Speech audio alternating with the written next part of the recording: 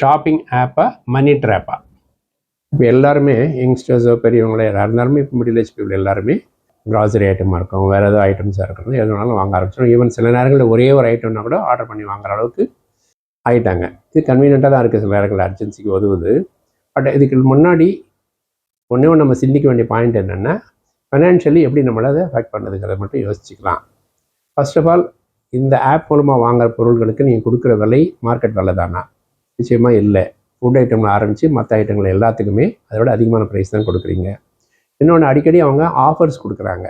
3 பொருள் ஆர்டர் பண்ண ஆரம்பிச்சுன்னா 4வது ஒன்று சேர்த்துக்கோங்க, இவ்வளோ குறைக்கிறோம், இல்லை ஒரு ஃப்ரீ கிஃப்ட் கொடுக்குறோம் அப்படின்னு சொல்லும்போது you are tempted to do that. தேவை இருக்கோ இல்லையா 4வது ஆட் பண்ணிக்கிறீங்க. இப்படி அளவுக்கு மீறி செலவு பண்ணுறது உங்களுக்கு தோன்றதையும் புரிஞ்சிக்க முடியுது. அட் தி சேம் டைம் தேவையில்லாமல் கன்வீனியன்ஸுக்கு பழகிட்டோன்னா நினச்ச உடனே ஆர்டர் பண்ணுறோம் வந்துடும் அப்படிங்கிறதால அதிகமாகவும் வாங்குறதுக்கான ஒரு உந்துதலாகவும் ஆகிட்டு வருது. நமக்கு தேவைக்கு அதிகமாக செலவு பண்ணுறதுக்கு உங்களோட ஹேபிட்டுக்குள்ளே நீங்கள் போயிடுவீங்க. இதை தான் மாடர்ன் மணி ட்ராப்னு சொல்கிறாங்கன்னு நினைக்கிறேன். ஆக நீங்கள் ஒன்ஸ் செலவு பண்ண ஆரம்பிச்சிட்டிங்க, இதில் தான் வெளியில் வந்து கஷ்டம். இந்த மாதிரி ஆப்ஸை யூஸ் பண்ணுறது முன்னாடி ஒன்று மட்டும் மைண்டில் ஞாபகம் வச்சுக்கணும். ஃபஸ்ட், இது தேவையா? அந்த பொருள் அந்த விலை கொடுத்து வாங்கணுமா? அவ்வளோ அர்ஜென்சி இருக்கா? இல்லை நாளைக்கு வாங்கிக்கலாமா? கடைக்கு போய் வாங்கிக்கலாமா?